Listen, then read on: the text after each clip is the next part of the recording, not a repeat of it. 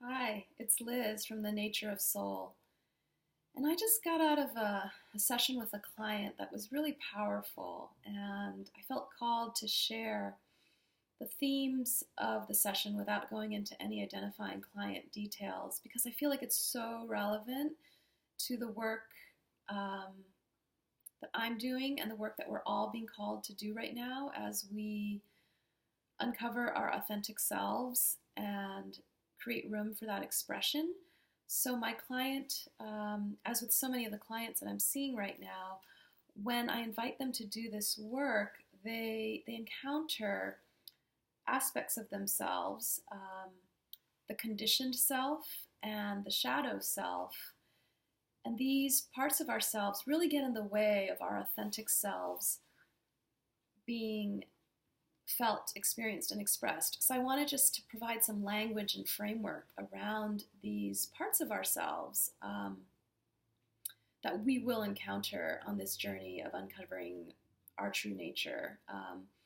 So our conditioned self is the identity that we have built up our whole lives, that has been conditioned to us from our earliest beginnings, from our families, our parents, our teachers, and society around who we are and what we're supposed to do and the roles we're supposed to play in order to be an acceptable, successful member of society. And so often, this conditioned self is not who we truly are. And to encounter who we truly are, we need to release some of this conditioned self, these ways of showing up that are not based on our true nature, but are more based around the roles and expectations that we have played in order to meet approval or belonging or acceptance by ourselves and others and society at large. And, as we release our conditioned self, my client was also giving voice to the fear around what we might encounter about our true selves. And she was talking about the parts that she doesn't want to know about herself, the parts that she finds unacceptable or undesirable or unsavory.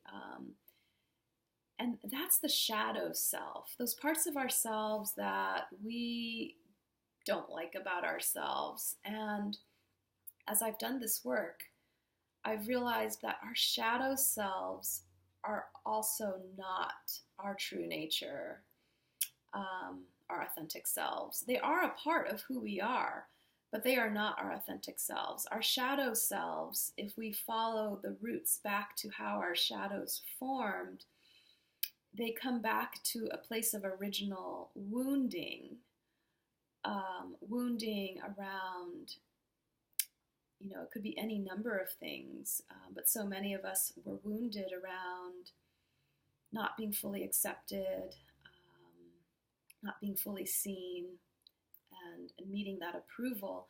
And our shadow qualities formed as a response to that wounding.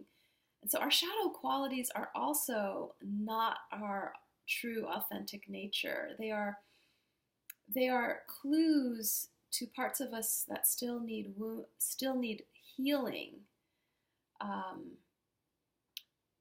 And so this work of creating space for our authentic selves to emerge is so much healing work as well. It's about releasing the conditioned self, bringing light to the shadow self, healing the wounds that created the shadow self to begin with.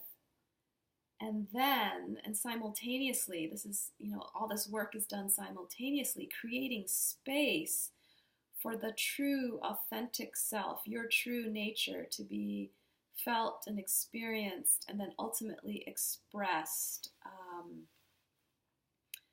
So just some framework around how this process actually unfolds. It's tough, brave work, but it's so worth it. So let's continue doing it.